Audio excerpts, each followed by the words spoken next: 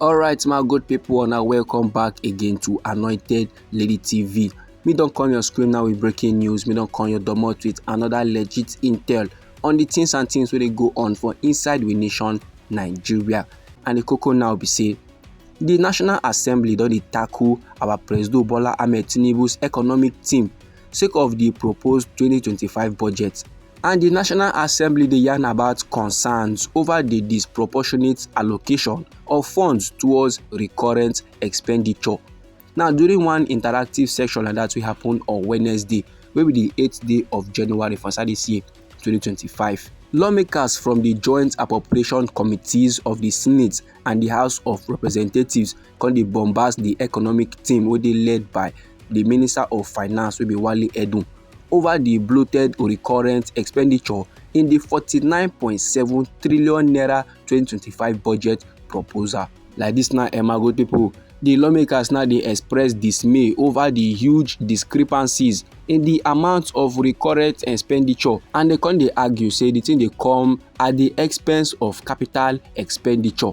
And they still mention the low fund releases for capital projects for inside the 2024 budget, and this project go still dey run until the 30th day of June for inside this year 2025.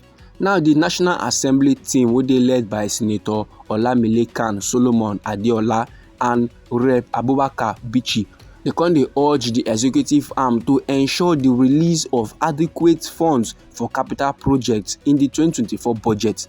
And the lawmakers dem still dey press argument to say all these levels now, it is very much essential to serve country people, and the thing go make them feel the impact of the economic policies of this administration.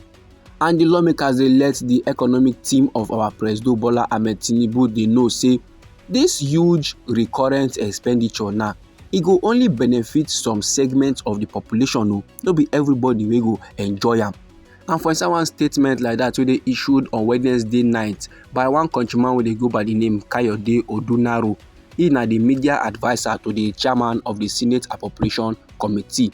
He na come dey yarn say the report of the presidential economic team dey show say the 2024 budget performance was just 43%, with recurrent expenditure achieving 100%, while capital expenditure was only 25%.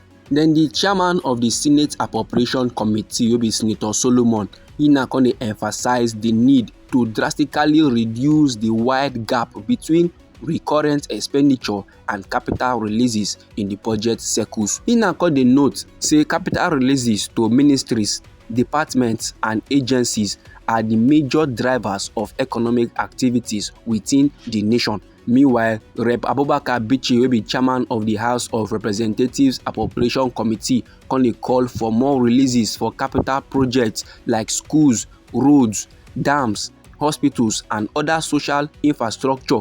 And Oga Bichi come still dey argue say the debt repayment wey be say last it can be restructured should not take precedence over this critical project. Then after every the Minister of Finance wey be Wale Edun come dey confirm the outstanding capital releases. He na come dey blame the non-availability of funds for the lapses. Meanwhile, the Minister of Budget and National Planning wey be Senator Abubakar Atiku Bagudu, he na come dey yarn say the reason why huge recurrent expenditure dey na sake of the low level of development for inside we nation Nigeria, plus the challenges wey dey confront the nation, the palava wey the nation dey face, and the too much spending wey dey make on insecurity. Then after yarn all those levels finish, the Director General of the Budget Office wey be Dr. Tamini Yakubu, he na come dey yarn say the reason why huge recurrent expenditure dey na sake of the past legacies wey our President Bola Ahmed Tinubu inherit. And he also mentioned the unpaid pensions and gratuities. And after every he come dey suggest legislation wey dey aimed at limiting recurrent expenditure in future budget cycles. Now my good people, if you observe proper, you go see and say the economic team of our President Bola Ahmed Tinubu, they no even come with one mouth, they no even come united. Each department just dey come with different excuse, different talk and different reason over the huge discrepancies in the amount of recurrent expenditure. But anyhow the matter be you for body, my good people, feel free make you drop am inside our comment section. Meanwhile, me still get another legit intel wey dey my table like this wey I need share give the general public. And the koko be say one chieftain of the All Progressive Congress for inside Lagos State, dey go by the name Joe Ibokwe, he na don boldly dey yarn say our President Bola Ahmed Tinubu is destined to remain in power until 2031. Oga Joe Ibokwe now dey yarn say our President Bola Ahmed Tinubu wey enter office for inside the year 2023 after im defeat Alhaji Atiku Abubakar of the People's Democratic Party and Mr. Peter Obi of the Labour Party. He say im go serve 2 tenure for inside this our green white green country wey be Nigeria so. And while our President Bola Ahmed Tinubu first tenure is set to conclude for inside the year 2027, Oga Joe Ibokwe dey yarn say make country people no just worry at all. If our president decide say im go run again, im go definitely win the election and his second tenure go extend until 2031. Then Oga Joe come still proceed further dey advise any other presidential candidate wey dey plan to run for president for inside the 2027 election say make dem reconsider their ambition. So he say if e get any presidential candidate at all wey dey dream of winning presidential elections for inside the year 2027, im go advise that candidate make him just perish the thought one time, make him wake up from that im dream. Then when the year 2031 don reach, na that time wey the presidential candidates fit dey dream of being president for inside this our green white green country wey be Nigeria. And that na sake of say PBAT wey stand for President Bola Ahmed Tinubu, man wey hala Emilio Con during his 2023 presidential campaign, is very much destined to remain in the seat of power till the year 2031.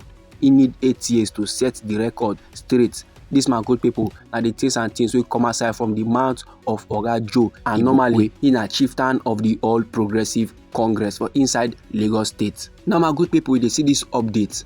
This na another testament. This na another evidence to show say no be small thing go down for inside the year 2027 presidential election. And like this now, my good people, the ruling All Progressive Congress don begin dey prepare. Opposition parties too, they don follow dey prepare for the election. And I know very well say country people are very much prepared, and they even dey pray sef say make 2027 do reach. E get why. Anyhow this informate be for body, my good people, feel free make you drop am inside our comment section. You know say na we be Anointed Lady TV, and our hobby na to dey give una legit intel on the things and things wey dey go on for inside we nation Nigeria.